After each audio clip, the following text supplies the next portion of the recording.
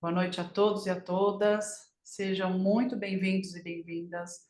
É com muita alegria que a gente recebe vocês hoje, é com muita alegria que a gente recebe a Marina também, para falar de um tema muito importante, fundamental para todo educador, sendo educador qualquer adulto que se relaciona com a criança. E a gente vai falar de um tema muito importante que é sobre essa fundamentação da primeira infância, do primeiro setênio, o que é importante para essa criança, o que ela vivencia, o que nós adultos precisamos nos formar, nos informar, vivenciar e entender o mundo sob o ponto de vista de uma criança de primeiro setênio. O que é adequado, o que é saudável, o que vai alimentar não só o corpo, mas o seu corpo etérico, o seu corpo físico, anímico e a sua individualidade. Então, hoje a gente traz a Marina para conversar um pouco com a gente, né, fortalecer essa ideia do que é saudável para uma criança, como que isso vai se desdobrar em todas as etapas futuras da sua vida. Mas antes da gente começar, eu queria só trazer alguns informes. A gente conversou um pouco com a Marina e ela falou que quem tiver perguntas, as perguntas podem ser feitas durante a reunião, durante a conversa, tá? Então, ou pode levantar a mão, ou pode colocar a pergunta no chat também. E aí eu e o Rodrigo, que somos os anfitriões, a gente avisa a Marina que tem pergunta, né? E aí ela abre para essa pergunta. A nossa reunião tem previsão para acabar no máximo às 9h30, né? Então, só para vocês estarem cientes do horário da nossa conversa. E a gente vai colocar no chat do grupo um pequeno formulário, uma pesquisa para a gente entender um pouco o perfil de quem está participando dessa conversa, tá bom? Então, eu passo a palavra para o Rodrigo, para ele apresentar Marina Kalash. Boa noite. Obrigado, Nina. Acho que apresentar a Marina, eu não vou assim apresentar ela 100%, vou deixar ela para ela se apresentar e para vocês irem conhecendo, que com certeza ela vai trazendo um pouco na fala dela, ela vai trazendo aí um tanto de quem ela é. Mas a Marina é uma grande amiga, uma pessoa aí que eu conheci na Sociedade Antroposófica, que ao longo desses anos tem trazido bastante reflexão, e aprendizado para as coisas que de fato são importantes, na vida. Então, hoje é uma pessoa que eu busco me aconselhar, e fiquei muito feliz quando pude fazer uma conexão dela através da professora Adriana do maternal com o Colégio Micael. Então, acho que esse momento foi um momento aí importante. E acho que o que trouxe, né, a Marina aqui hoje para conversar com a gente foram os 14 anos que ela foi professora Waldorf, o fato dela ter sido professora da educação infantil, o fato dela ser mãe, dela ser avó, dela ser terapeuta, né, e dela ter um olhar para a vida que reconhece muito a força e a qualidade do ser humano, né? Então, acho que esses são atributos aí, Marina, que para mim referenciam bastante você. Então, fique aí à vontade para complementar aquilo que você achar que também é relevante, e vamos ter uma boa roda de conversa aqui entre amigos. Bom, em primeiro lugar, eu gostaria de agradecer muito eh, a- ao convite que me foi feito. O convite sempre é uma situação assim, onde me traz um grande prazer poder falar dessa fase da vida. Essa fase da vida que, a meu ver, é a fase mais importante que nós carregamos. É a fase aonde os desdobramentos dela a gente acaba levando para toda a nossa vida, né? Então, para mim é muito importante poder falar enfim, poder falar desta fase, que é uma fase muito bonita e muito boa. Eu não vou me estender à situação de apresentação, mas eu gostaria de dizer, vou começar com o tema, e gostaria de dizer que é uma roda de conversa, que a qualquer momento que vocês queiram fazer perguntas, não tem problema nenhum, é só levantar a mãozinha, a gente escuta a pergunta, mas todas as vezes que a gente que a gente traz para casa um filho, né?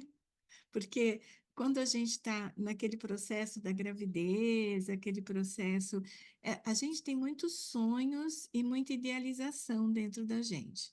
Mas aí, quando a gente traz para casa o filho, aquele pedacinho pequenininho de gente, e que de repente aquele pedacinho pequenininho de gente começa a fazer perguntas para a gente, né? Você sabe cuidar de mim? Você sabe o que precisa ser feito agora? Né? E essas perguntas, elas vão ao longo da vida se transformando, mas elas continuam. Digo a vocês, minha filha mais velha tem 43 anos e até hoje eu tenho perguntas delas muito sérias para responder, né? Então, assim, as perguntas elas vão continuar sempre. Mas é uma fase onde a gente também tem muitas pessoas que chegam na nossa casa para dizer o que que nós devemos fazer. Então, assim, tem uma sogra que dá um palpite, tem uma mãe que dá outro palpite, tem uma vizinha, tem uma tia. A gente sempre tem muitas pessoas que dizem para a mãe e para o pai que eles não estão fazendo o correto, né? E a gente sempre fica muito confuso no meio desse caminho. E aí chega um momento, principalmente quando a mãe e o pai estão envolvidos profissionalmente, chega um momento da gente também escolher uma escola, né? E aí, nessa escolha de escola, a gente também ouve muito no meio do caminho. Muitas pessoas no meio desse caminho, elas vão dar palpites e vão fazer as suas colocações em relação a isso também, né? Ah, eu acho que você deve colocar numa escola bilíngue, porque assim já sai falando os dois idiomas. Ah, eu acho que você tem que alfabetizar os 2 anos, 3 anos, porque assim apressa a situação. A gente ouve muitas dessas coisas como mãe. Eu ouvi, né? Muitas dessas coisas como mãe. Eu fui mãe 4 vezes, eu tenho 2 enteados também, então são 6 filhos ao todo e 2 netos, né? E ao longo desse caminho sempre ouvi algumas coisas que tangem um pouquinho essa situação. Mas eu vou começar do comecinho. Quando a gente traz a criança para casa, a gente tem um primeiro ano de vida que a gente que tem novidades o tempo todo, né? Novidades onde a gente tem aquele corpinho bem pequenininho que chega lá para a gente, que se contorce, que se movimenta e que traz uns certos sons, que chora, que não dorme ou que ficam quietinho, enfim. E a gente começa então a nossa caminhada como pais. Esse primeiro ano de vida é um ano extremamente importante para a criança. É um ano onde todos os reflexos neomotores são colocados na criança, mês a mês. A gente vai ganhando essa condição, e no final lá do primeiro ano de vida, todos esses reflexos neomotores colocados na corporalidade, eles vão aos poucos liberando o corpo. E essa liberação, ela começa de cima para baixo. Então, assim, começa primeiro a organização ocular, depois começa a organização, as mãos começam aos pouquinhos, a cabeça começa a ser sustentada, depois da sustentação da cabeça, a gente vai descendo, aí os braços começam a ser é, é, as mãozinhas começam a ser liberadas, até que no final do 6º mês, a criança ela tem condições de se sentar, e a partir dali ela começa um processo de desenvolvimento, onde esse desenvolvimento a leva para a locomoção. E no primeiro momento, essa locomoção, ela é uma locomoção arrastada, então a gente começa um engatinhar da criança, né? Então, você vai nesse processo até que lá no finalzinho do primeiro ano a criança se coloca de pé, né? E parece que é um processo muito simples, parece, e é um processo muito natural, mas cada um de nós, quando nós fizemos esse movimento nosso, cada um de nós trabalhamos intensamente toda a nossa parte neurológica, toda a nossa organização física, e nós mudamos e nos colocamos de pé. E para isso nós precisamos que uma outra pessoa estivesse na nossa frente e nos servisse de modelo, para que a gente pudesse fazer isso.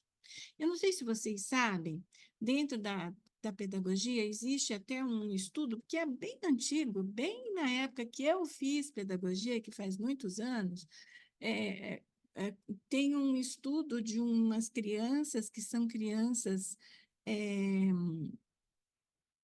indianas, que foram perdidas numa floresta, uma chamava Amala e outra Kamala. E essas duas crianças, pasmem, elas foram cuidadas por uma família de lobos. E essas crianças, elas desenvolveram, isso tem estudo, isso vocês podem procurar, vocês vão achar isso.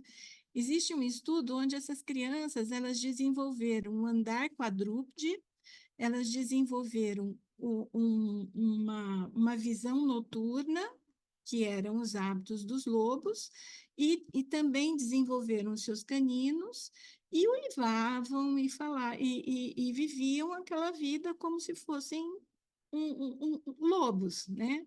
Depois de passado bastante tempo, essas crianças foram resgatadas por um grupo e depois elas foram estudadas. Uma delas morreu logo em seguida, 9 meses depois, essa criança faleceu. E a outra foram alguns anos depois.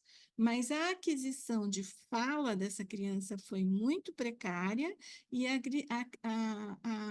aquisição do pensar também foi muito precária.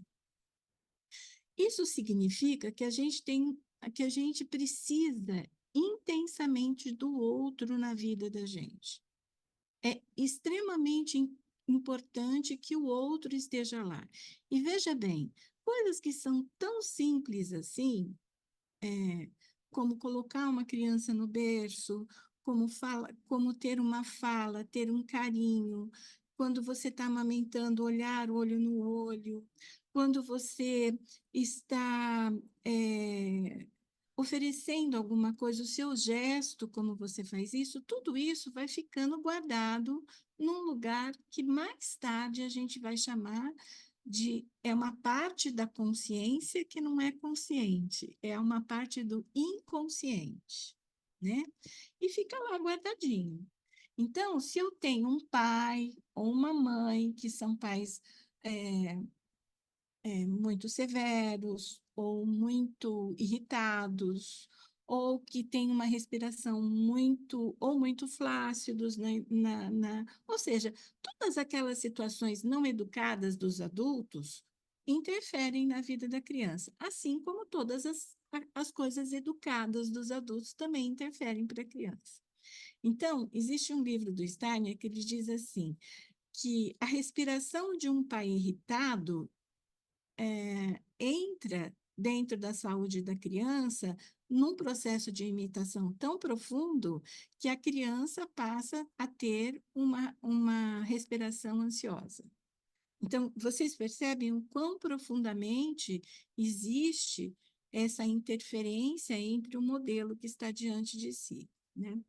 Bom, passado esse tempo, a gente tem um novo processo, que é um processo de desenvolvimento no segundo ano, que desemboca lá no segundo ano, que é a fala, né? Então, existe todo um processo, é um processo menos visível.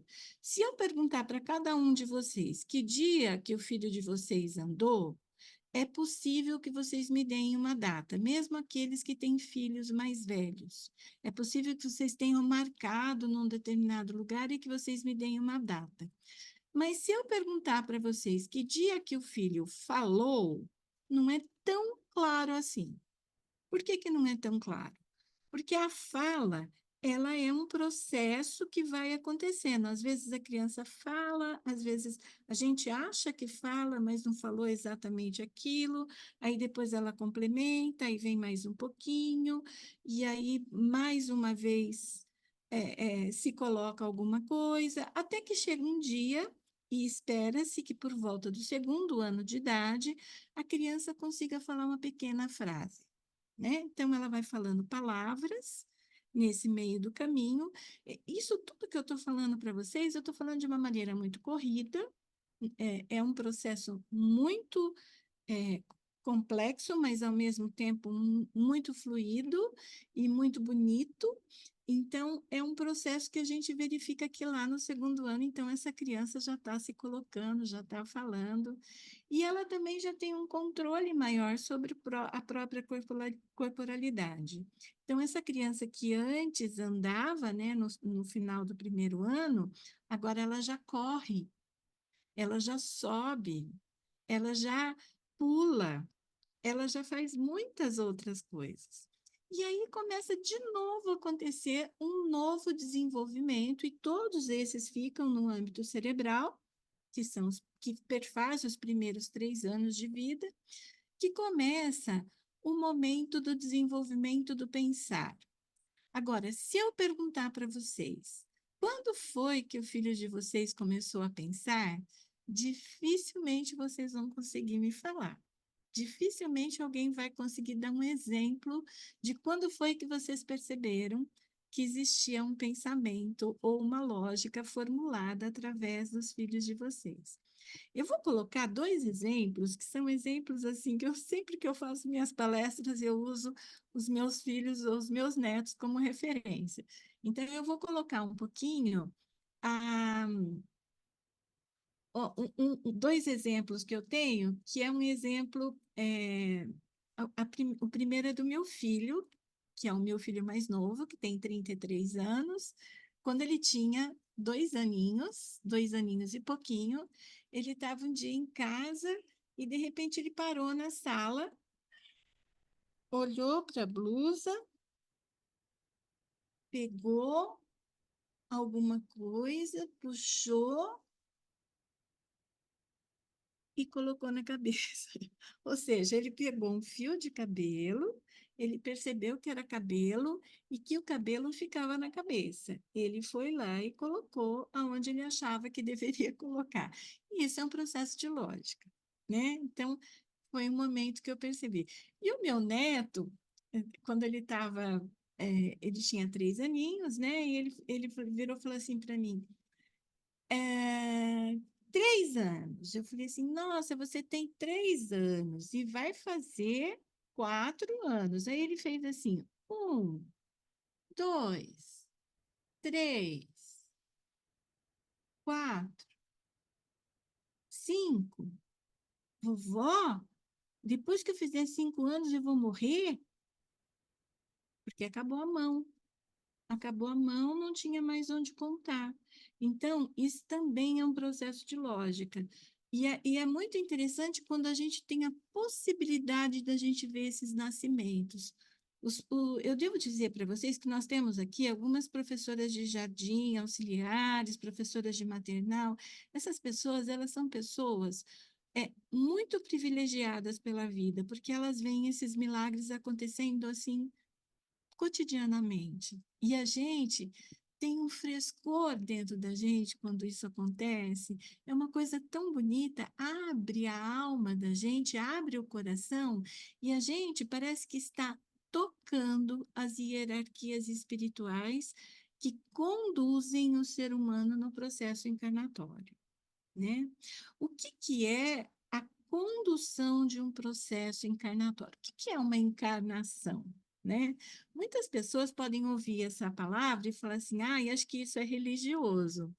Mas não tem nada de religioso nisso. Aliás, tem muito de religioso nisso, mas não é de uma religião. Encarnação é a gente colocar a consciência dentro das carnes, né? É quando você faz esse processo de colocar a consciência dentro das carnes. E colocar a consciência dentro das carnes, ou o processo encarnatório, ele, na verdade, ele leva 21 anos. Se tudo correr bem, ele leva 21 anos para que isso seja feito. Ultimamente, eu tenho a impressão que tem muitas pessoas que estão postergando esse processo e que estão deixando para levar o seu processo encarnatório e postergando isso. Mas se tudo correr bem, por volta dos 21 anos, a gente é um ser completo, né? A gente é um ser completo, depois talvez eu possa dizer um pouquinho o que que é essa totalidade do ser humano, mas vamos prosseguir da onde estávamos. Então, a gente teve andar, falar e pensar, que são 3 qualidades humanas que nos colocam como seres humanos no mundo. Então, essas 3 qualidades a gente adquire nos 3 primeiros anos de vida. E são as qualidades mais difíceis que a gente tem para conseguir acolher para dentro do nosso corpo. São qualidades muito difíceis. Vocês vejam bem, quando a gente tem um acidente vascular, um acidente em que a gente sofre um abalo no nosso cérebro, a gente ou deixa de andar e a gente tem que reaprender a andar ou reaprender a falar, esse processo é doloroso, é um processo difícil, e a criança, ela consegue fazer esse processo num espaço de tempo muito curto, e nesse espaço de tempo muito curto, ela é auxiliada por uma coisa que é maravilhosa para a vida do ser humano, que se estuda muito pouco ainda, tenho certeza que nos próximos anos a gente ainda vai saber muito mais a respeito disso, que é o movimento. O movimento é a única coisa que transforma o cérebro. É a única coisa que faz transformação de cérebro. A criança, quando nasce, ela nasce com o cérebro como se fosse uma massa sem circunvoluções, quase. Ela é quase que uma massa, digamos assim, lisa. Não é exatamente assim, mas é quase como se fosse assim. E aos pouquinhos, com o desenvolvimento que a criança vai tendo, ela vai criando as circunvoluções que tem em volta do cérebro, e isso vai dando espaço para que o pensar possa existir posteriormente. Por isso que o movimento é extremamente importante para todas as crianças. Bom, terminamos esses 3 primeiros anos, a gente fez um desenvolvimento cerebral. Esse desenvolvimento cerebral, ele continua, obviamente, mas num ritmo mais lento a partir daí, e essas forças que estavam dirigidas à cabeça, elas descem para o centro do corpo, elas descem para esse centro que é o tórax, o nosso tórax. A criança, então, passa a ter uma respiração um pouco diferenciada, ela passa a ter um social que começa a nascer. Então, a criança, depois dos 3 anos e meio, ela consegue dar a mão numa roda, ela consegue dividir alguns brinquedos com os outros, porque até então ela estava muito voltada para si, né? Bom, nesse momento entra uma coisa muito mágica no pensar da criança, que se chama fantasia. A fantasia, ela entra como é como se o nosso pensar tivesse uma escada e a fantasia ela sobe essas escadas. Então a fantasia é aquele faz de conta que todos nós brincamos, né? Eu me lembro assim de que a gente tem faz de conta que eu sou a professora, faz de conta que eu sou a mãe e você é o pai, faz de conta que eu sou a comadre, faz de conta que eu sou o jardineiro, faz de conta que eu vou trabalhar e pega uma pastinha e vai trabalhar. Faz de conta. Esse faz de conta, ele é muito bonito, porque ele trabalha essa fantasia profundamente. E trabalhando essa fantasia, ele vai produzir para este pensar uma força vital que mais tarde a criança vai se ocupar dessa força vital, né? E falando em mais tarde, durante todos esses primeiros 7 anos de vida, a gente, na verdade, está fazendo o que a gente chama ou da nossa malinha ou da nossa mochilinha que a gente vai usar para o resto da vida. E que mochilinha que é essa? É a mochilinha da saúde. A gente está usando esse espaço de 7 anos para a gente guardar dentro da gente um arcabouço de saúde que a gente vai usar para o resto da vida. Quando, e aí vou fazer uma conjectura com vocês. Quando vocês estão num dia que é um dia muito exigente, vocês têm, sei lá, vocês estão trabalhando e no trabalho de vocês tem uma situação muito difícil para ser resolvida, que precisa de muito conhecimento, de muito cuidado, que as percepções precisam ficar ligadas. O que acontece com a gente no final desse dia? Acontece um cansaço muito grande.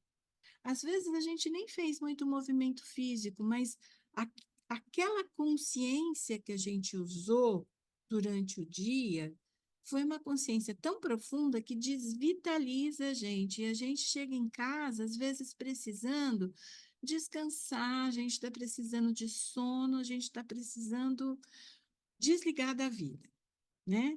E o sono faz exatamente, desliga a gente da vida, né? Ele coloca a gente num outro patamar. Muito bem. Quando a gente faz isso com uma criança, e como que a gente pode fazer isso com a criança? Quando a gente, por exemplo, leva uma criança de 4 anos numa escola, onde a escola ensina essa criança a se alfabetizar, o que a gente está fazendo? A gente está pegando todo esse cabedal de saúde que a criança tem e a gente está puxando para o âmbito do intelecto. É possível fazer isso? É possível fazer isso. Mas é possível à custa do quê? É possível à custa da saúde da criança. E é muito interessante que essa saúde a gente não vai ver no ano seguinte. A gente não vai ver, às vezes, e nem nos próximos 5, 10 anos. Às vezes a gente vê que a criança fica mais irritada, o comportamento dela se mostra diferente, a gente começa a ter uma situação onde essa criança, na sua irritação, ela leva, ela começa a ficar exigente demais, ela começa a dar mostras de que ela não está bem. Então, ela mostra aí. Mas a consequência maior disso é mais tarde, porque quando a gente cria uma criança, quando a gente educa uma criança, a gente não educa uma criança, a gente educa um ser humano. E esse ser humano, ele tem um desdobramento, ele tem uma biografia, aonde tudo vai sendo inscrito.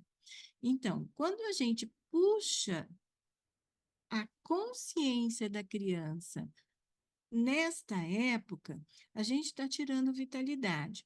Quando que a gente vai precisar dessa vitalidade? Depois dos 56 anos de idade.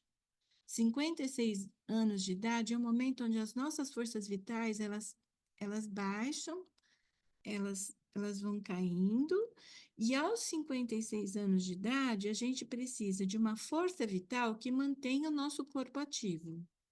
Quando a gente foi alfabetizado muito cedo, foi conscientizado muito cedo. Eu vou trazer para vocês um outro exemplo de conscientização precoce. Às vezes, a vida traz por si só uma conscientização precoce. Vamos supor que a criança passou por um trauma, a mãe perdeu a vida, por exemplo, ela ficou sem a mãe. Ou aconteceu o mesmo com o pai. O pai perdeu a vida.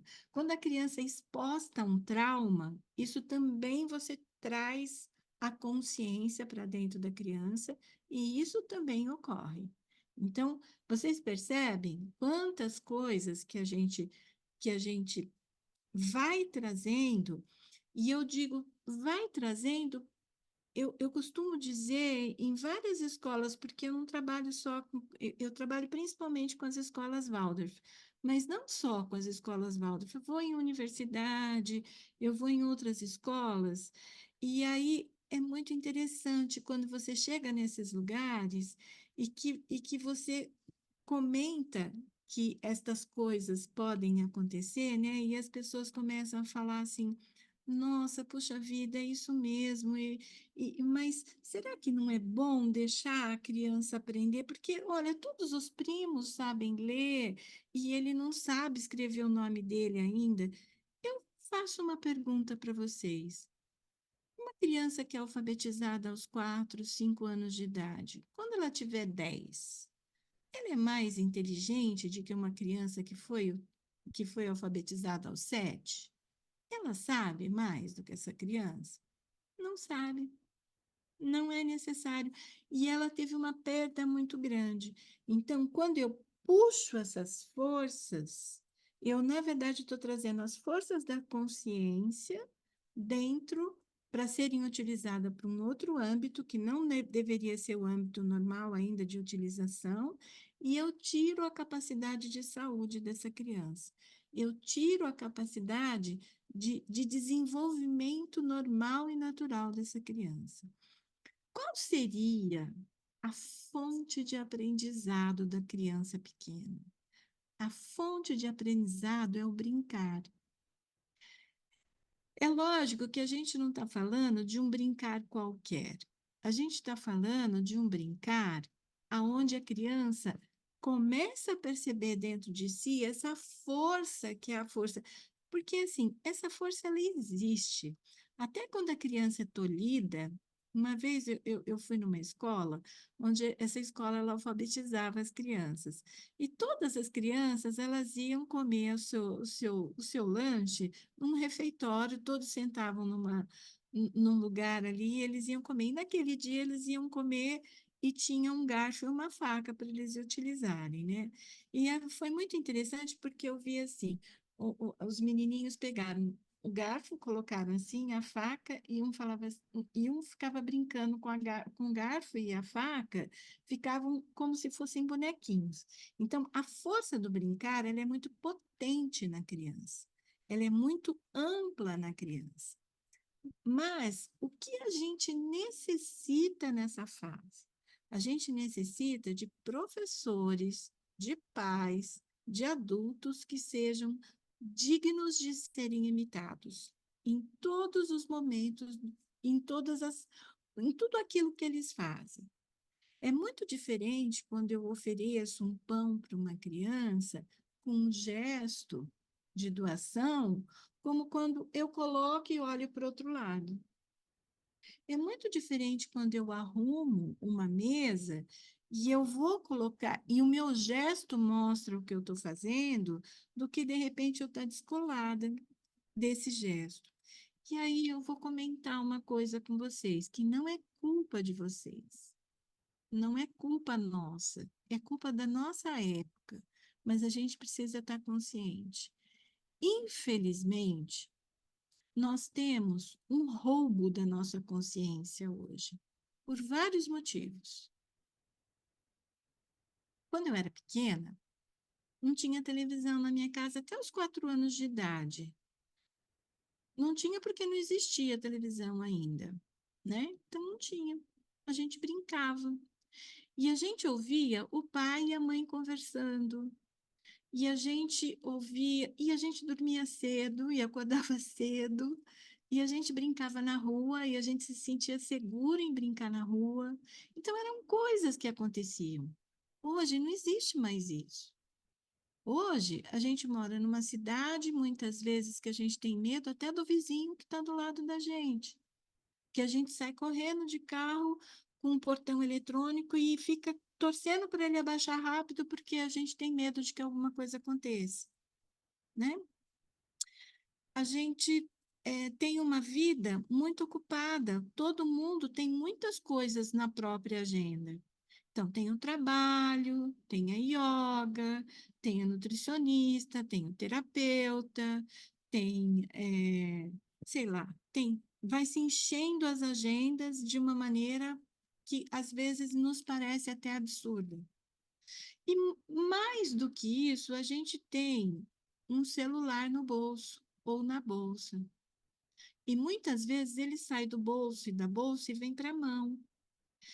E muitas vezes a gente fica metade somente com a criança. Então, a gente mostra para a criança que o adulto está mais ou menos ali.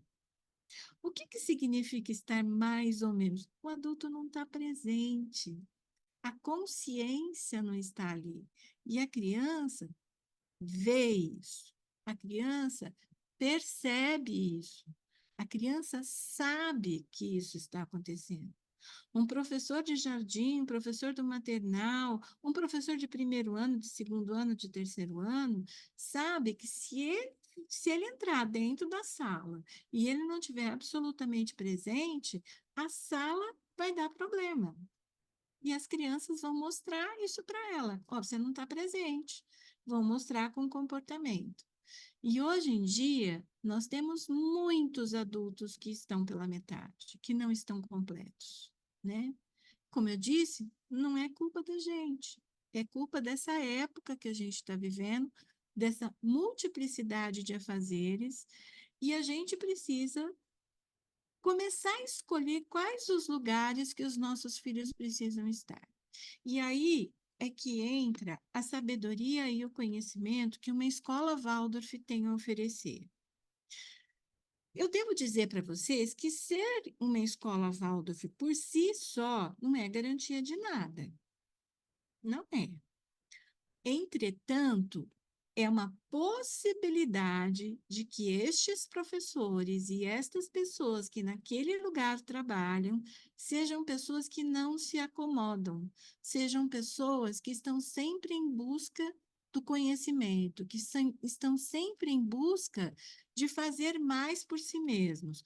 A própria formação dentro de uma escola Waldorf é uma formação que propicia ao professor que eles se conheçam, que ele saiba como lidar com a sua própria consciência, que ele entenda como é que ele vincula o seu pensar, o seu sentir e o seu querer ao seu desenvolvimento.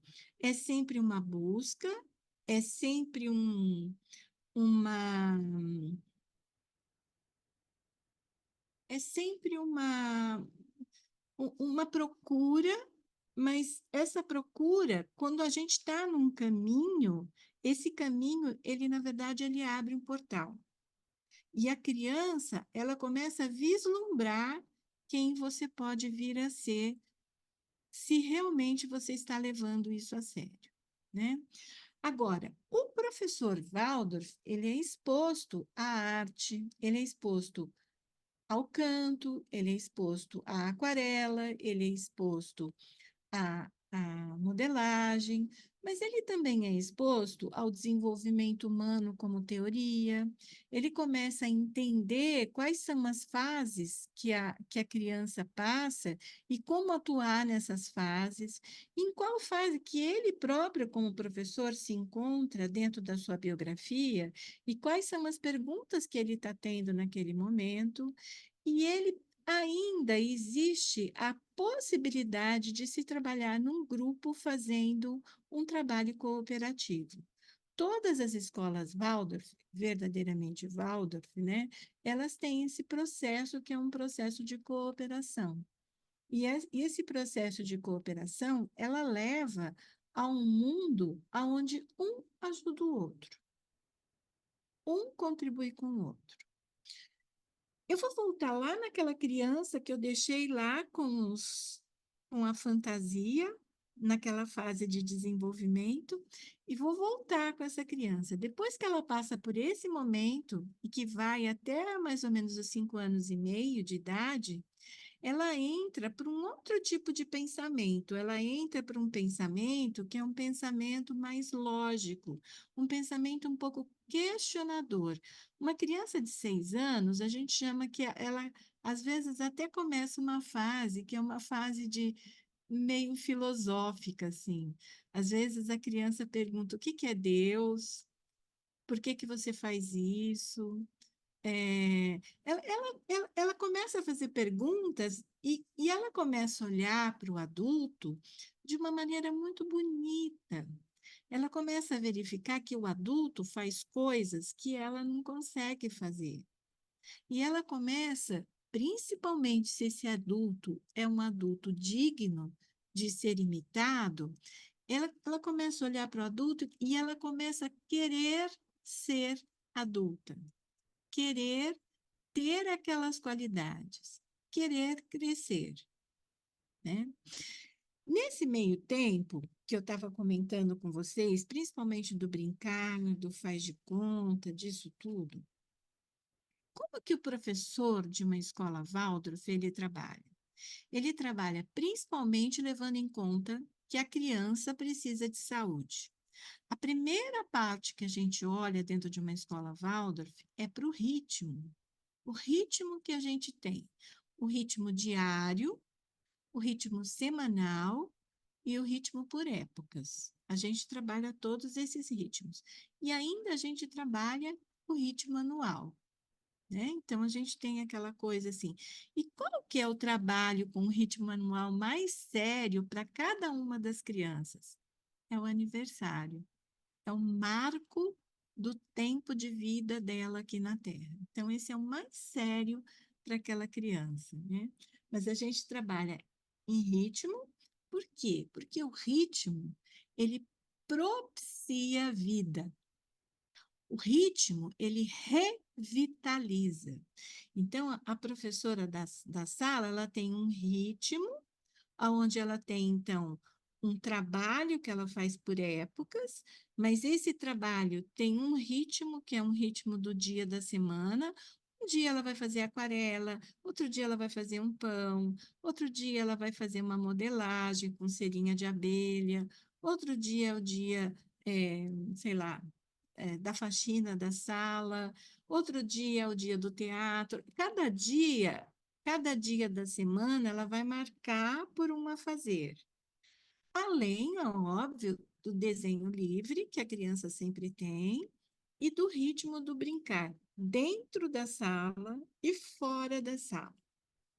Quando a gente brinca dentro da sala, a gente tem brincadeiras que a gente faz, que são brincadeiras aonde existe um fluxo, que é um fluxo que permite muito, se é um jardim, esse faz de conta acontecer. O brincar na casinha, o brincar fazer uma fazendinha, o brincar de determinadas coisas nesse sentido.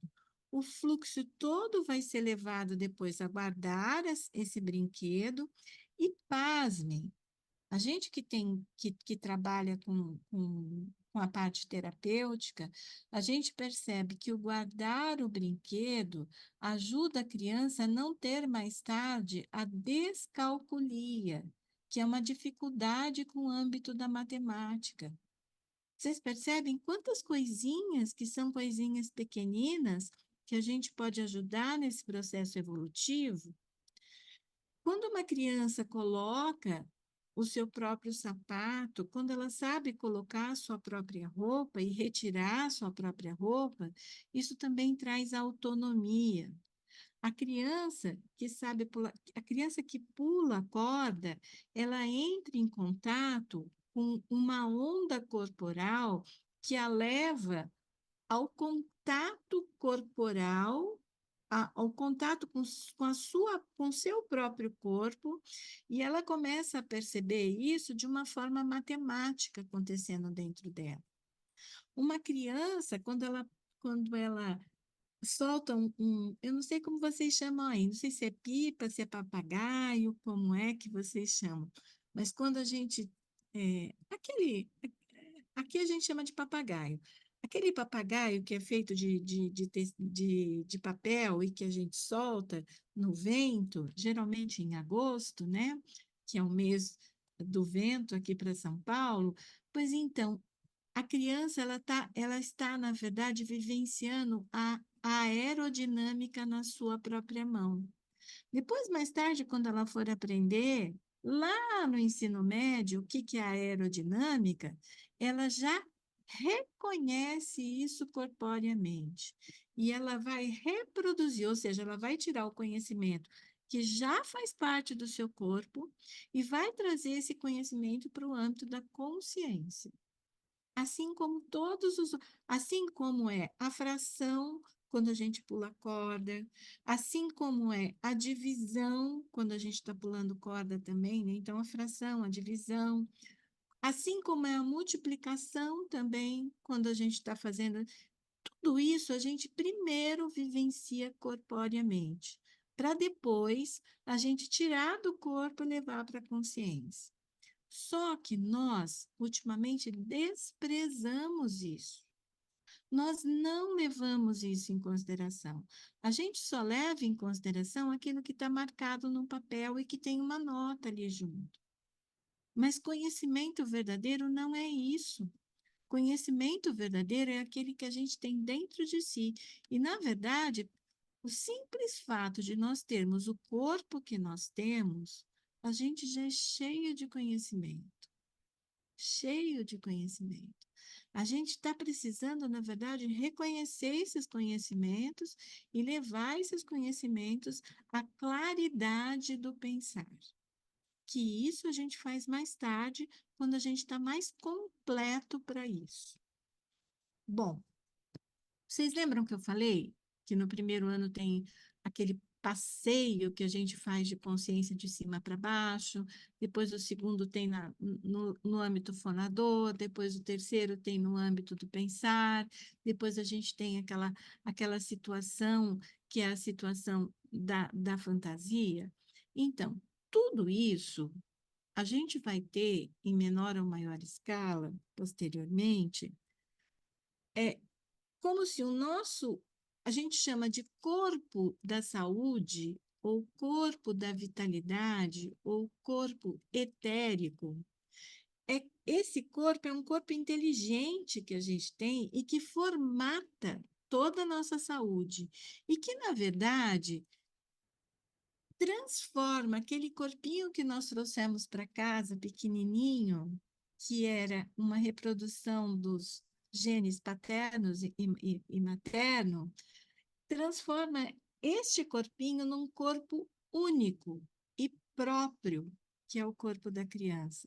E esse passeio que esse corpo etérico faz, ele precisa de 7 anos para que isso seja firmado. Então, essa saúde que a gente arregimenta nos primeiros 7 anos de vida tem a ver com isso. A gente arregimenta essa saúde através desse corpo etérico. E esse corpo etérico, ele vai mostrar para a gente que ele já fez um passeio bem longo dentro do corpo da gente, quando ele vai na parte mais dura do nosso corpo, que é o osso, e ele mostra, através disso, a reposição óssea, através do nascimento dos novos dentes. Então, quando a gente começa a ter queda de dente, o nascimento de um dente próprio, nesse momento eu vejo que o corpo etérico, ele está se mostrando e ele está se fazendo nascer. É só isso que faz com que a gente perceba o corpo etérico? Não é só isso, tem mais coisa. Mas isso é a parte mais visível. Então, a gente pode ver quase todas as crianças de primeiro ano, quando elas sorriem, elas mostram as suas janelinhas. Aquelas janelinhas lindas que eles gostam de mostrar para a gente, né? Eu me lembro, assim, que o meu neto, a primeira coisa que ele fez quando caiu o seu dentinho foi pedir para que a mãe ligasse para mim que eu visse a janela que apareceu na boca dele, né?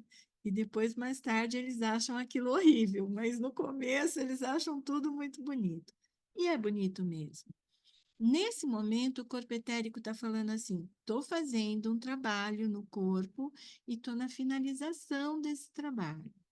Depois que eu finalizar esse trabalho, eu vou ficar disponível para um outro campo. E que campo é esse? É o campo do pensar.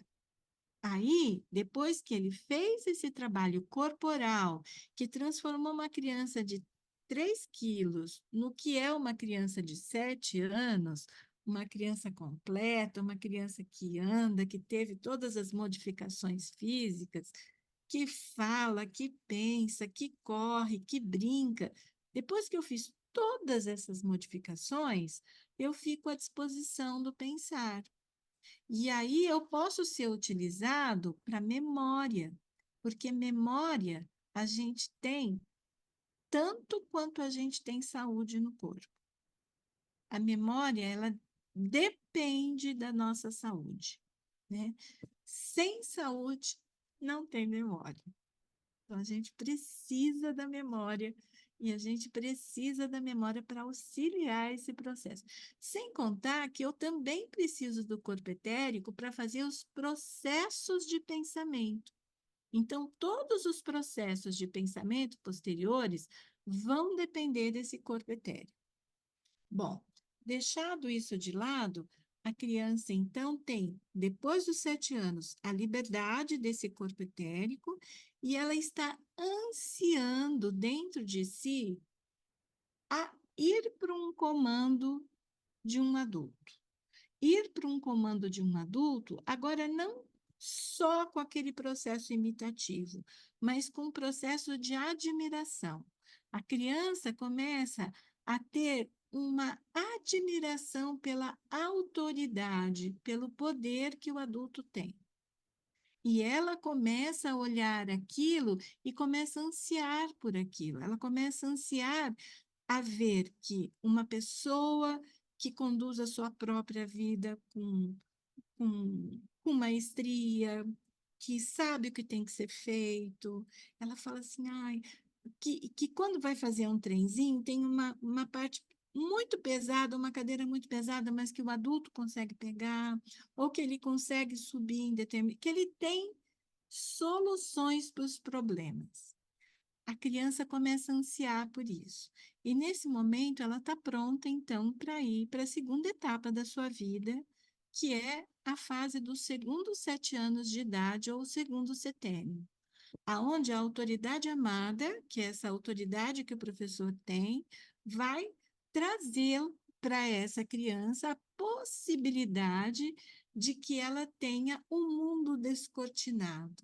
E aí, as perguntas, a curiosidade, as descobertas e a beleza do mundo pode ser mostrada, então, para essa criança. Primeiro, num primeiro ano, com as letras, com os números e o início de uma leitura. No segundo ano, existe um espaço que começa a acontecer para essa criança. Esse espaço começa a existir um movimento rítmico que acontece com essa criança. E eu tenho lá no nosso currículo Waldorf uma coisa muito interessante. É o ano aonde a criança aprende dentro da matemática a tabuada e seus ritmos. É o ano onde a criança, na parte espiritual, ela tem os contos, que são os contos de lendas de santos e os contos de as fábulas. Então, ela fica oscilando entre uma animalização, que as crianças têm em muitos momentos, e uma coisa ontológica, que é quase que uma sublimação. Então, ela fica nesse espaço acontecendo, dentro desse espaço. No terceiro ano, tudo aquilo que era horizontal se coloca de pé. Então, a conta a gente coloca de pé. A gente, na verdade, vai fazer um plantio que antes, no segundo ano, a gente plantou uma alface, que tem uma raiz superficial. A gente vai começar a plantar o trigo, que tem uma raiz imensa, comprida. Existem umas radículas da raiz do trigo que chega a ter 2 quilômetros. Então, ela vai buscar os nutrientes muito longe de si, vai trazer para dentro de si. E aí é nessa fase que a criança está. Então, esse conhecimento, que é um conhecimento de aldeia, vamos assim dizer, o que que o homem faz, como ele planta, como ele pensa, como ele se organiza, como ele se constrói, tudo isso é mostrado até os 9 anos para a criança. E aí a gente começa uma outra fase, num 4º ano, onde a gente pega esse conhecimento e a gente começa a dividir esse conhecimento. Então, todo aquele conhecimento que estava inteiro, a gente divide. Então, na matemática, é a época da fração. Em português, é a época da gramática. Quando eu estou lá nos meus contos, é a época da mitologia nórdica, onde tem muitos deuses e esses deuses são muito humanos. E assim a gente vai progredindo junto com aquela capacidade que a criança tem. E é muito interessante que nessa época, né, no 4º ano, nesse momento que teve essa divisão, a gente também faz lá nos trabalhos manuais uma coisa chamada ponto cruz. E no ponto cruz, é como se a gente estivesse falando assim: eu versus mundo, eu versus mundo, eu versus mundo, eu e o mundo. É isso que o ponto cruz faz. Então, nós nunca tivemos um conteúdo programático educacional que fala tanto com tudo aquilo que está acontecendo dentro da própria criança. É isso que a Escola Waldorf tem a oferecer. Eu contei até o Rubicão, que a gente chama que é o momento do Rubicão, onde a gente atravessa aí uma outra situação de consciência e a gente começa a colocar as percepções um pouco para fora, e aí a gente vai para vários outros âmbitos, não é o meu foco esse momento de falar todo o currículo, mas eu poderia falar para vocês porque ele é apaixonante e cada vez ele vai trazendo e trabalhando mais essa consciência da criança e se aprofundando nessa consciência, e cada vez mais também os professores têm que entender o que está acontecendo. Eu vou voltar agora lá no jardim. Por que será que esta é uma época tão importante? Além da saúde, eu vou dizer para vocês, a gente carrega um monte de paradigmas. Eu não sou boa o suficiente, sou gorda demais, ninguém gosta de mim, dinheiro não é para mim, eu sou melhor que todo mundo. Esses paradigmas todos, eles são cunhados na primeira infância. Todos eles. E se a gente expõe os nossos filhos a pessoas e lugares onde tem pouca consciência trabalhada, a gente só vai piorar o crescimento desses paradigmas. Depois, esse serzinho vai ter que passar o resto da vida consertando esse primeiro setênio. Uma outra coisa muito importante, que eu como mãe, porque quando eu entrei dentro da escola Waldorf, eu não entrei como professora, eu entrei como mãe. Eu primeiro coloquei meus filhos. Eu não contei para vocês, mas eu fui gerente de banco durante algum tempo. E aí, depois disso, é que um dia eu resolvi pedir demissão, e aí fui fazer uma outra coisa, e depois eu fui ser professora de jardim, né? Então, eu saí lá dos adultos, que eu trabalhava com a parte educacional do banco, e eu vim trabalhar com as crianças. E foi ali que eu comecei a descobrir o quanto esses anos são importantes.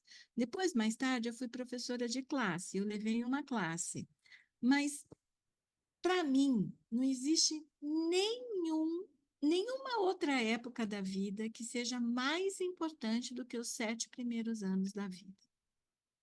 Você trabalhar, você expor a sua criança à natureza, expor a sua criança a pessoas competentes, expor a sua criança a pessoas que pensam na saúde, no ritmo, no desenvolvimento da criança, é dar a ela tudo que você pode dar de melhor. E se você ainda, como pai e como mãe, consegue, junto com a criança, também fazer o seu crescimento, também em busca de conhecimento, então aí sim você vai realmente fazer o trabalho que os filhos da gente, na verdade, fazem conosco quando a gente vem para esse mundo. Eu sempre digo que quando a gente tem filhos, a gente abre uma porta de mistérios. E nessa porta de mistérios a gente adentra. E a gente vai começar também a se conhecer. A gente vai se trabalhar. A gente vai se construir. E a criança da gente, vendo a nossa própria construção, vai nos levar a sempre progredirmos em busca da nossa própria construção. Não é uma coisa simples de ser feita. Para ser bem sincero com vocês, se todo mundo tivesse plena consciência da responsabilidade que é dirigir uma alma, bem provavelmente nós não teríamos quase crianças, porque a responsabilidade é muito grande. Mas quando a gente olha para o mundo, a gente tem ajuda. E a ajuda que uma escola Waldorf pode dar, as mãos unidas que a gente pode ter, o conhecimento partilhado, a possibilidade de repente, porque você veja bem, lembra que eu falei daqueles nascimentos todo? A professora Waldorf vê isso muitas vezes acontecendo num ano, no outro ano, no outro ano, e ela consegue fazer os nossos olhos se abrirem para isso. Ela consegue fazer os nossos olhos verem coisas que às vezes a gente não vê. Eu, quando coloquei meus filhos na escola Waldorf, eu tive muitos desafios. Lá na minha casa, isso foi há muitos anos atrás, né? Então, lá na minha casa, meu marido falava assim para mim: não, ouvi dizer que essa escola é livre, que essa escola, as crianças fazem o que querem. Ai, que ledo engano. Não é isso. Ela é livre porque ela permite o desenvolvimento, mas as crianças não fazem o que querem. Elas são levadas a fazer o que é necessário e levadas a fazer dentro de um fluxo positivo, de um fluxo saudável. A gente é levado ali a conhecer o que que é ritmo, a gente é levado a conhecer o que é, o que é esse desenvolvimento e quais são as fases críticas desse desenvolvimento. Lembra que eu estava falando lá do desenvolvimento do cérebro? Então, quando ele termina, a criança entra numa fase que a gente chama de fase do não. Nessa fase do não é muito engraçado, porque a criança fala não para tudo. Você fala assim: você quer uma laranja? Não. Aí ela pega a laranja da sua mão e chupa. Aí você fala assim: vamos colocar o sapatinho? Ela fala não. Depois ela dá o pé e coloca lá o sapatinho. Às vezes ela mesma coloca sozinha o sapatinho. Ela vai falar não para tudo. Por quê? Porque este é o primeiro momento de uma crise. E uma crise de que a gente está construindo a nossa identidade. É a nossa primeira crise de eu. É o primeiro momento que a gente fala assim: eu estou aqui, o mundo está ali. É bem pequenininho esse momento, mas é o primeiro momento. O segundo momento é aquele momento lá do terceiro ano. Lembra que eu falei para vocês que lá no terceiro ano a gente tem um todo e que depois a gente vai partilhar esse todo? Então, lá no terceiro ano a gente chama esse momento de Rubicon. E o Rubicon significa o seguinte: é um rio que existia lá no norte da Europa, e esse rio, quando os vikings atravessavam esse rio com as suas canoas, eles ateavam fogo na canoa para não poderem voltar. Então, a gente faz o que a gente chama de travessia do Rubicão. Nessa travessia, essa travessia, ela é feita de uma maneira onde a nossa consciência vai para o outro lado e não volta mais. Então, a gente tem uma abertura de consciência. É uma fase dolorida essa. É uma fase onde muitas crianças têm dor física, inclusive. Dor de cabeça, dor de estômago. É uma fase difícil, uma fase em que a criança se recolhe. É uma fase onde ela bate a porta do quarto e fica quietinha lá no quarto. Essa é a segunda grande crise que a gente tem na vida. Depois a gente tem uma outra aos 12 anos, depois a gente tem uma outra aos 15 anos, depois a gente tem uma outra muito grande aos 18 anos e 9 meses. Nesse momento dos 18 anos, a gente também tem um outro ritmo que encontra com a vida da gente, onde Sol, Lua e Terra têm a mesma conjunção que tem no dia do nascimento da gente. E a gente chama isso de nó lunar. E aí vem a crise da escolha, que é a escolha da nossa nova profissão, da nossa profissão da vida. Então, a escolha da faculdade que você vai fazer. E assim a gente vai tendo, tem muitas outras crises, né?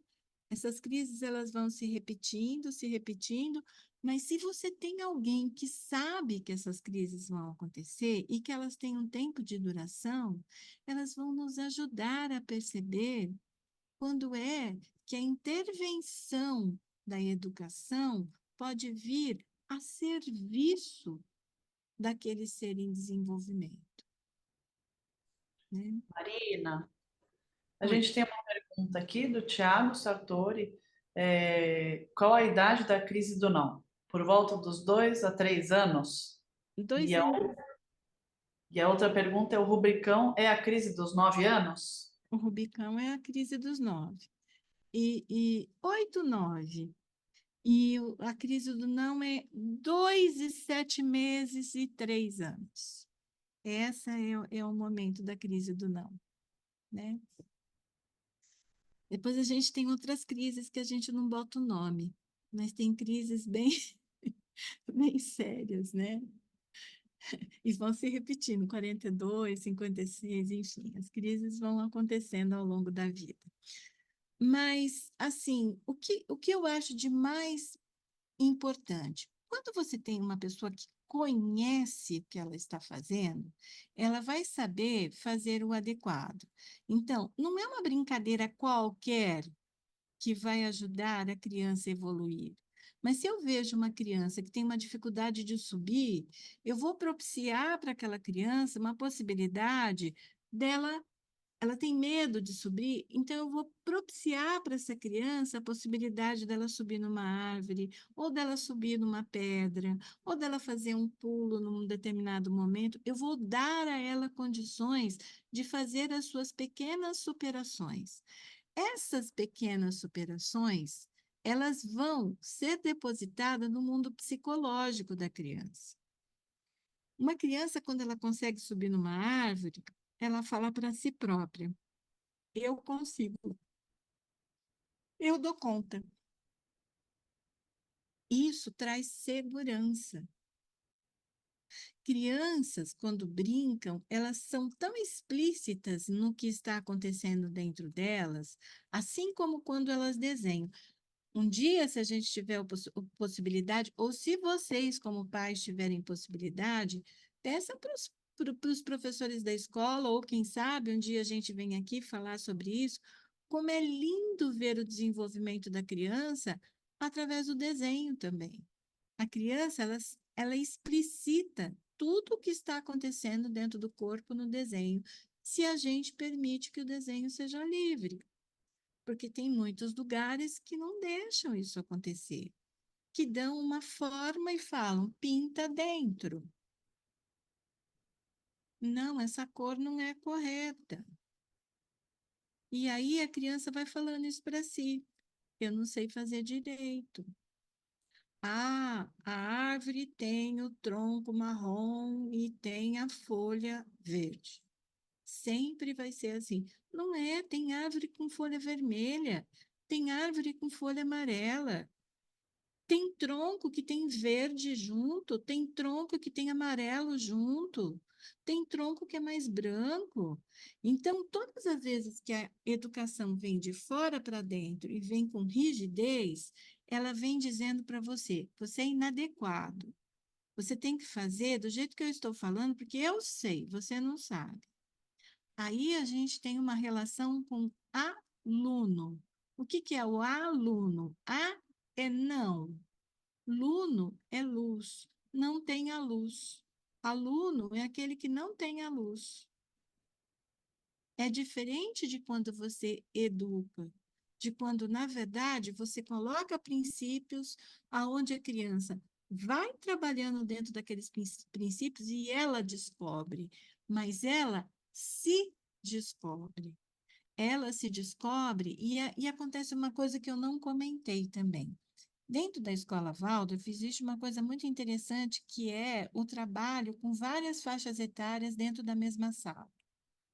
E isso dá uma condição para a criança que em nenhuma outra época da vida ela vai poder ter, que é de mobilidade social dentro do mesmo grupo. Então, a criança chega pequenininha e ela é cuidada pelo mais velho. O mais velho serve o lanchinho, o mais velho ajuda a criança na hora de guardar as coisas, mas essa criança vai crescendo e vai chegar um momento em que ela vai fazer isso com o mais novo. Então, ela tem uma possibilidade que nem na casa dela ela tem, porque na casa dela, se ela é caçula, ela vai ser sempre caçula. Se ela é mais velha, ela vai ser sempre mais velha. Mas lá no jardim eu tenho essa possibilidade de transformação. E isso eu levo para a vida. Aquela força que eu tenho no meu brincar dentro da sala, o brincar fora da sala, o brincar com objetos, o brincar com as coisas da natureza. Quando eu faço tudo isso, mais tarde existe um momento onde eu passo por uma metamorfose dessas forças do brincar, e essas forças, elas desembocam em criatividade de trabalho, em força de trabalho. É a mesma linha. Então, vocês percebem como que o brincar é importante? Como que ele tem uma linha, que é uma linha importante, e que na escola tradicional nem sempre isso acontece. Aliás, pelo contrário, as pessoas, por uma grande ignorância do desenvolvimento da criança, elas não permitem que isso aconteça. Vocês percebem isso? Eu não estou vendo todos vocês, estou vendo alguns de vocês. Então, eu não sei se vocês estão entendendo ou não entendendo, se vocês querem fazer alguma pergunta, ou se vocês estão indo para uma linha. Eu, geralmente, assim, quando a gente está falando numa reunião, eu gosto muito de ver as carinhas, porque as carinhas sempre me dizem mais a respeito da situação do que qualquer outra coisa. Por isso que eu gosto de trabalho presencial. Trabalho presencial sempre é muito bom. Marina, Oi. então eu vou te interromper agora, nesse momento de pausa, a gente tem algumas perguntas. A Lua Souza gostaria de saber se a crise dos 12 tem um nome. Então, a crise dos 12 é um momento muito interessante, porque a crise dos 12 é um momento em que a criança ela está indo para o final do segundo setênio, e nesse final do segundo setênio, no segundo setênio, é muito difícil a gente falar tudo, mas o ser humano ele é feito de corpo, alma e espírito. Corpo é essa parte que é formada, na verdade, por 4 corpos: o corpo físico, o corpo etérico, o corpo astral e o eu, a consciência. Quando a gente está no segundo setênio, a gente está tendo nuances que são nuances do nosso desenvolvimento da alma. E o desenvolvimento da alma a gente vai fazer dos 21 anos até os 42 anos de idade. A gente desenvolve dos 21 aos 28, o que a gente chama de alma da sensação, dos 28 aos 35, que a gente chama de alma da razão ou do intelecto, e dos 35 aos 42, o que a gente chama de alma da consciência. Depois desse momento, a gente começa o nosso desenvolvimento do eu ou do nosso ser espiritual. o nosso eu, ele começa a passar por um desenvolvimento. Nós, como humanidade, nós estamos ainda no desenvolvimento da alma da consciência. Mas o nosso eu, ele vai começar um princípio de trabalho ali, onde você vai desenvolver esse eu, e você vai, eu vou falar os nomes, mas talvez esses nomes não digam, não tenham muito sentido para vocês, mas dos 42 aos 49 a gente desenvolve personalidade espiritual, dos 49 aos 56 a gente desenvolve o, o espírito vital, e dos 56 aos 63, a gente desenvolve o que a gente mais tarde vai ter como homem espírito. Tudo isso ainda não está desenvolvido na humanidade. Isso a gente ainda tem um processo para fazer nesse desenvolvimento. Então, o desenvolvimento, tudo isso que eu falei para vocês a respeito do desenvolvimento do corpo, vocês vejam, eu falei só durante 9 anos para vocês. Tudo isso depende da saúde que eu tenho lá no primeiro setênio para carregar e me fazer ter esse desenvolvimento todo. Quando eu puxo consciência demais no primeiro setênio e eu faço com que a minha vitalização não seja boa, a partir dos 56 anos de idade, que é o momento onde eu vou precisar muito da minha saúde, eu começo a ter problemas. Então, eu começo a ter endurecimentos, arteriosclerose, eu começo a ter... E também, é óbvio, isso vem dos hábitos que eu vou criando ao longo da vida. Mas eu vou tendo processos que são processos desvitalizadores. Mas se eu tenho processos vitalizadores, eu vou construir um bom cálice para que a alma se desenvolva com saúde dentro dela e que dentro dessa alma se desenvolva o espírito com a expressão máxima de si próprio, que ele consiga nessa vida. Entende? Tudo isso a gente precisa de saúde para que seja feito. De saúde para ter força para o pensamento, para ter força emocional, né? A gente tem visto hoje pessoas muito frágeis, emocionalmente falando, racionalmente falando, pessoas que desestruturam, que às vezes têm uma linha de raciocínio, e essa linha de raciocínio elas se desestruturando. Então, a gente tem visto, assim, com uma frequência maior, pessoas que suportam muito pouco as coisas, que têm dificuldade de lidar com as dificuldades da vida, tem dificuldade de lidar com as dificuldades, né? A gente vê muitas pessoas hoje no mundo tendo essa situação. Quando que a gente consegue lidar com as nossas dificuldades? Quando a gente se acalma, quando a gente percebe a realidade fora, vê a conexão com a nossa realidade dentro, quando a gente tem presença nesse momento e quando eu consigo dar resposta para o mundo de uma maneira coerente. É fácil fazer isso? Lógico que não. Lógico que não. É muito difícil, né? É muito difícil, mas é só quando eu consigo fazer esse trajeto de desenvolvimento é que eu consigo buscar e separar e sofrer só porque é absolutamente necessário e não ficar a vida toda sofrendo porque não é necessário. Hoje eu vejo muita gente sofrer por coisas que não são dignas de sofrimento, não são necessárias. São coisas que absolutamente a gente não entende por que as pessoas sofrem por aquilo, né? Maria, Bom, oi, nós temos mais algumas perguntas, eu vou falar sobre duas. A Fernanda Mello queria saber quando acabam essas crises. Não sei exatamente de quais crises a Fernanda quer saber. E o Tiago Sartori pergunta se existe uma idade mínima e máxima para as crianças na sala multisseriada. Depois ele complementa, ou melhor, o que é saudável, o que seria saudável, né? Que faixa etária seria saudável? Vamos tá, começar por essas duas, que estamos nos encaminhando para o fim, para o tempo final da nossa palestra. tá. Eu estou muito faladeira, eu falo muito, desculpa, gente. Olha, é o seguinte, ó. Se eu for pensar em termos de faixa etária, então eu vou colocar para vocês. A época correta da gente fazer esse tipo de trabalho, a gente tem dentro da Escola Waldorf um trabalho com crianças pequenas no maternal, que vão até os 3 anos de idade. Depois dos 3 anos e meio, mais ou menos, eu não sei, cada escola coloca ou 3 anos e meio ou 4, não sei como que a Micael está colocando, mas que vão para o jardim. No jardim, eu tenho, então, crianças, às vezes, de 3 anos e meio, 4, até as crianças que estão terminando o seu 6º ano de vida ali e vão passar para o 7º ano, certo?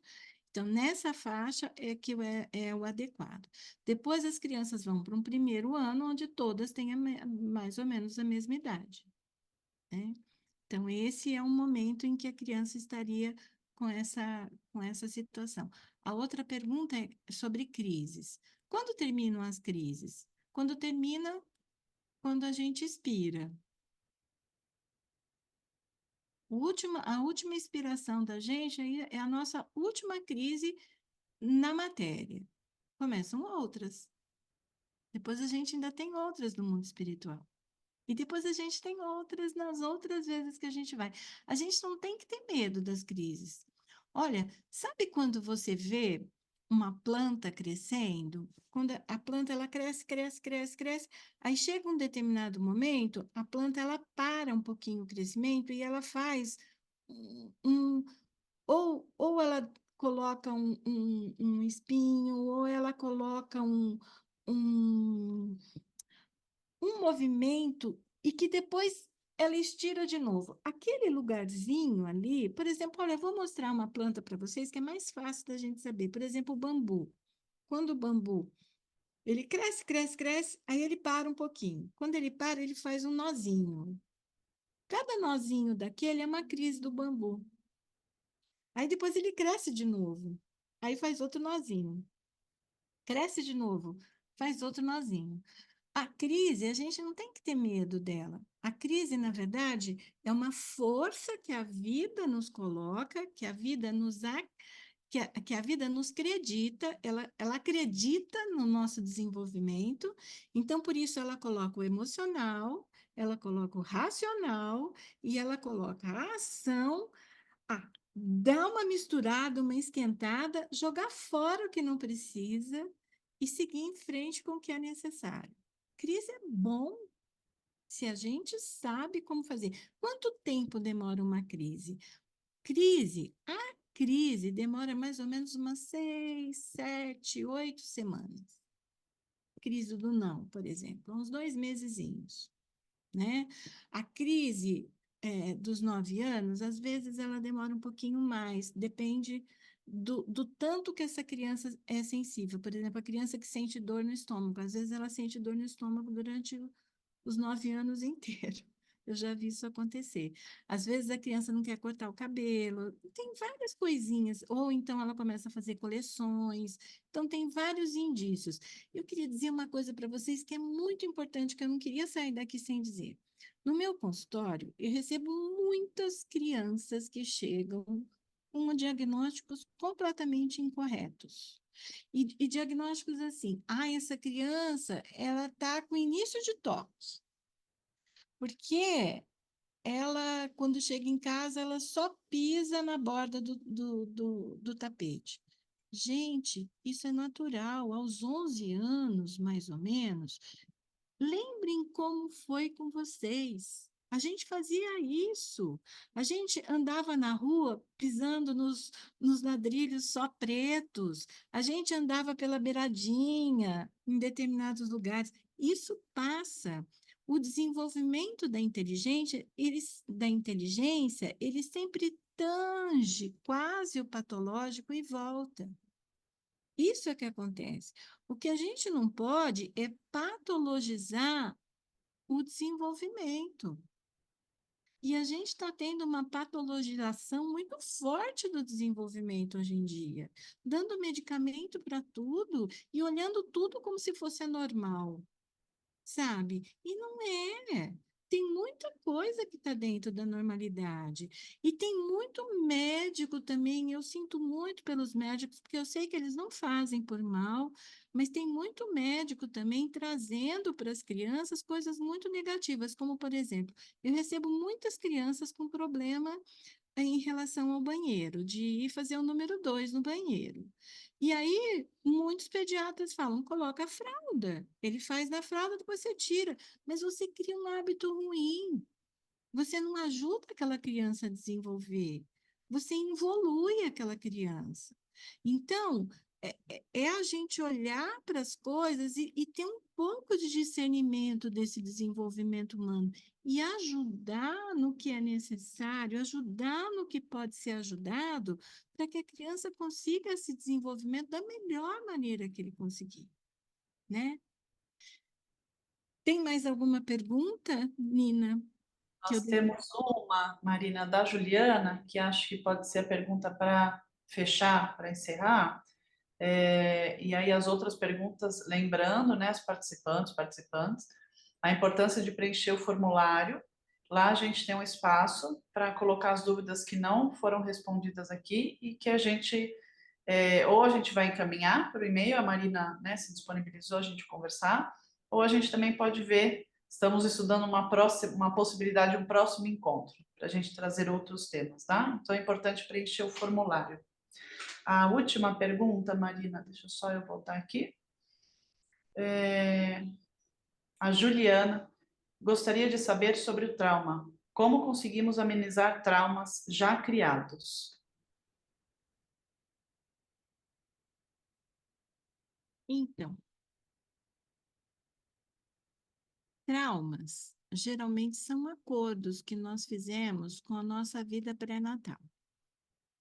Então, muitos dos traumas que aconteceram, a morte de alguém, um- uma situação, sei lá, um roubo, uma situação traumática, a gente tem que procurar, se por um acaso está limitando muito a criança no seu desenvolvimento, a gente tem que procurar ajuda nesse sentido, mas a gente também tem que entender que existem alguns acontecimentos da vida que fazem parte dos nossos acordos. E às vezes a gente também tem que confiar que algumas coisas, mesmo que a gente não veja naquele primeiro momento como sendo boas, às vezes elas vêm trazer sim uma qualidade posterior para essa própria criança. Então a gente pode acolher, a gente pode entender, a gente pode ter ajuda de profissionais, a gente pode dar a essa criança o máximo de segurança que ela conseguir, mas esse trabalho e aonde esse trabalho vai se organizar dentro dessa criança, só esse próprio ser é que mais tarde vai poder direcionar isso, né? E tem muitas crianças que passam por traumas muito severos, muito severos. Eu mesmo trabalho com muitas delas. Mas eu acredito numa coisa. De verdade, nossa, mas eu acredito nessa coisa assim com todo o meu coração. A gente não tem como evitar as coisas ruins da vida, mas a gente tem como se posicionar do nosso jeito frente a eles. E o nosso jeito diz muito para as crianças. Eu vou contar uma coisa para vocês bem rapidamente, uma coisa que aconteceu na minha casa quando as minhas filhas eram pequeninas. Eu cheguei em casa e cheguei meu marido, minhas 3 filhas, eu não tinha o Samir ainda nessa época, chegamos as 3 crianças e a minha casa tinha sido assaltada. E o meu marido, na hora, ficou assim, irracível. Ele falou assim: eu vou pegar uma arma, eu vou atrás dessa pessoa, eu vou fazer isso, eu vou fazer aquilo, eu vou fazer aquele outro. E na hora eu falei assim: eu não posso deixar isso acontecer. Na hora eu pensei assim: o que que eu faço? Aí eu comecei assim: nossa senhora, eles deixaram esse porta-retrato que eu gosto tanto, eles não levaram, que coisa boa. Coloquei o porta-retrato ali. Eu falei: nossa, olha, eles deixaram essa almofada, que eu adoro essa almofada. E que coisa legal que eles não levaram isso. E aí eles começaram a ver e começaram a ir atrás de mim. Aí eles começaram assim: olha, não levaram a minha boneca, olha, deixaram a minha sandália, olha, deixaram a minha roupa. E no final das contas, o que que o ladrão leva da sua casa? Ele leva umas poucas coisas. Ele levou sei lá, uma máquina fotográfica, uma filmadora, sei lá, alguma coisa, uma joinha ou outra que tinha ali, mas as grandes coisas mais importantes ficaram. E eu posso deixar o ladrão entrar na minha casa e levar a minha confiança. Mas quem está dando a minha confiança para ele sou eu. Mas o ladrão ele pode entrar na minha casa, levar algumas coisas e me deixar ainda assim segura. Então, isso é o que eu chamo de atuação com presença de espírito frente ao que está acontecendo. E foi muito engraçado nesse dia. Eu conto sempre que eu posso, eu conto essa passagem da minha casa. Nós chamamos, obviamente, a polícia, os policiais chegaram e as minhas filhas continuaram. Olha, eles deixaram isso, olha, eles deixaram aquilo. Aí eu falei assim, a gente não tinha comido, aí eu pedi uma pizza, aí nós chamamos os policiais para sentar e comer a pizza conosco.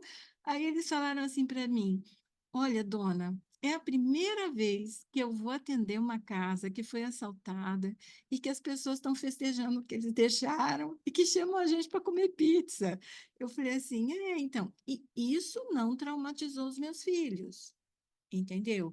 E o meu marido também depois percebeu que ele estava indo para um caminho que não era um bom caminho. Então, isso é a gente ter presença de espírito para o que eu vou fazer. Porque o ladrão pode levar a máquina fotográfica, mas a minha segurança mora dentro do meu coração. E essa eu não vou deixar ele levar. Não vou dar de bandeja para ele. Percebe? Então, traumas também a gente toma assim. Às vezes morrem pessoas muito importantes, tem dores muito fortes que acontecem, crianças que às vezes são crianças adotadas que passaram por situações muito difíceis, vão carregar um pouco dessa situação difícil, mas eu posso fazer o quê? É a partir de hoje que eu posso trabalhar com eles. E eu vou trabalhar a partir de hoje com todas as ferramentas que eu tenho. E a gente tem uma ferramenta linda, que é admirar a beleza do mundo. O mundo tem flores, tem árvores floridas, o mundo tem um céu que todas as noites se transforma todos os dias se transforma em noite, tem estrelas, tem lua. A gente precisa admirar o belo. Isso ajuda muito as crianças a ultrapassarem os traumas. A criança começa a criar ligação com o que é bonito, com o que é belo, com o que dá segurança. Né? Na escola Waldorf, gente, os professores fazem muito isso. Admiram as formiguinhas, brincam com as folhas, brincam com as coisas. E, assim, eu não falei nem um pouquinho, nem assim um décimo do que essas professoras fazem. O olhar que se tem para brincar, o olhar que se tem para o movimento, as histórias que são contadas de maneira linda, que entram dentro dos sonhos das crianças, a postura que essas professoras têm em fazer os afazeres da sala, em colocar, em estar presente, isso é muito importante. Então, quem puder, quem conseguir participar de uma escola Waldorf, quem conseguir, às vezes nem é uma escola Waldorf, mas quem conseguir estar perto de um professor que tem essa qualidade. Olha, isso é um preço, assim, que a gente deve, assim, é uma coisa que, na verdade, não tem preço, porque isso traz qualidades para o futuro daquela criança como ninguém, tá bom? Tem mais alguma pergunta? Ou me despeço? Eu acho que a gente finalizou nessa do trauma, Marina, mas se eu puder fazer um link com esse final tão maravilhoso, tão acolhedor e aconchegante que você trouxe, né? A nossa diretriz para o primeiro setênio, que é o mundo é bom. E Isso. o mundo, quem vai trazer o mundo bom para a criança no primeiro setênio somos nós. Para ela se sentir bem, sentir que o mundo é bom, ela precisa se sentir bem dentro do seu próprio corpo que ela principiou a habitar. Ela está aprendendo o que é estar nesse mundo encarnado, o que é estar nesse caminhar da consciência para cá. Achei tão bonito isso que você falou, né?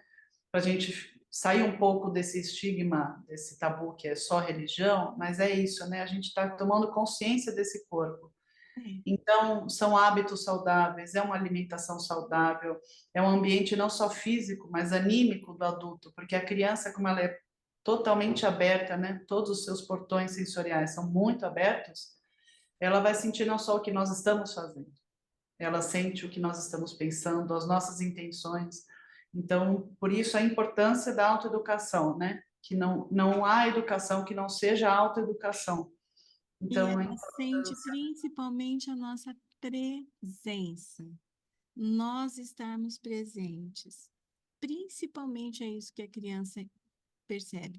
E o que é estar presente? É estar no aqui e no agora. Você está presente com tudo que está acontecendo.